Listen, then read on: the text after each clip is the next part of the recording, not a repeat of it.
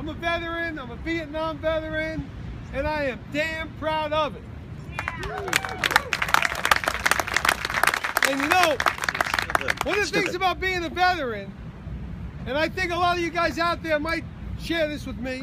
Whoop, there we go. Oh, yeah, see, you couldn't get away with that. Well, you guys might share this with me. You know, we went through a lot. Being a veteran, serving is a lot. Being in combat, that's a whole other thing. It never leaves you. People talk about PTSD. Everybody has PTSD if you've been through that. It's how you deal with it. Some people can deal with it because they got a great support system. I have a great wife that helps me get through every day. Yeah, a lot of years later, don't you think that I don't wake up every single day thinking about what I did, thinking about what we did. But I get through it because I know how much I love this country. And I know every veteran out here, and all you people out here that came out here to support us, that be with us, whether you're veterans or veterans' families, or just friends or curious, God bless you, and thank you. And I know that you love this country as much as we do. So that's important. But one thing that we have, that I am connected, as every veteran is, with the Minutemen, with the men who fought the Revolutionary War, the War of 1812, the Civil War, every war that this country fought, the Spanish-American War, the First World War, the Second, we're connected. We're one. The ones who spend time in a Hanoi Hilton, being tortured every day, we're connected.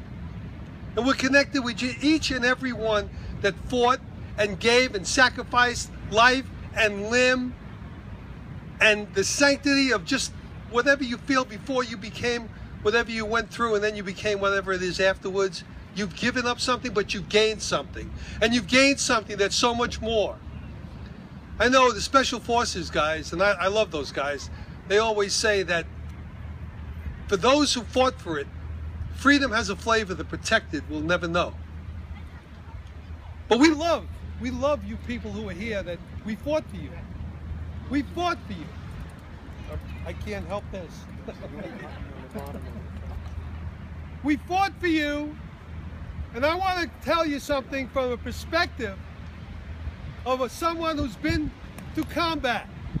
I went to war because I love this country, because I love what it stands for, the freedom, the inalienable rights given to us by our Creator that can't be taken away by a king or a czar or a president. We fought for that. I did not go to combat to fight for somebody's minimum wage. I did not go to combat to fight for someone's welfare check. I did not go to combat to fight for somebody else's security blanket, for free medical care, or for the education, medical care, and education of some illegal aliens. I went to combat to fight for the freedom of every American who's willing to put their name on the line. That's what I went to combat for, and I believe that most of us who went to combat came to combat for that reason. The one thing that America isn't just a piece of land. It's not just a country, a group of states that got together. America's an idea, and that idea is unique in the annals of civilization up to the time that we came together. That idea is freedom, and the freedom is what it's about, and it's a great idea. I want to just wrap this up quickly because I really think it's important. We look at World War II. We talk about the greatest generation. We talk about Korea and Vietnam. We share something. World War II, in 1939, where was the leaders of this country? What were they doing when Hitler was invading Poland?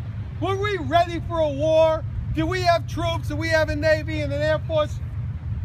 We waited to 1941 in Pearl Harbor before the politicians, the leaders of this country, could get together and say, oh, we have to go to war. We have to find Rosie the Riveter. We have to build an army, a Navy, an Air Force. We have to build. It's a little bit too late, wasn't it? We lost 500,000 American fighting men and women. 500,000 American warriors in 39 months. 500,000, the population was 1 million. Let's remember that. Not only did they jump in and sacrifice, you think about 500,000 lives. That doesn't account the wounded. It doesn't account for all the rest of it that we lost. Why? Because we weren't prepared. Our politicians had their head in the sand. And when Vietnam, we won the war in Vietnam. Everybody out here, if you're a warrior, don't let them tell you you lost the war. They lost it in Washington, the streets of San Francisco, LA, and New York City. We won it in the jungles of Vietnam. We hardly lost a gunfight in Vietnam, for crying out loud. And then after we won the war, the politicians gave it back. And some of them, because we got called every name in the book, and some of them by the guy who's serving right now as Secretary of State in front of Congress, calling us baby killers and torturers. But you know what? We persevered. We came through, and I'm fine with that, because I did it for a country I love, and we keep doing it. And now today, you guys who fought in Iraq and Afghanistan, you won the war in Iraq, and the politicians in this country gave it back. But we're still at war. And let me just tell you, folks, we really appreciate the monuments, the memorials.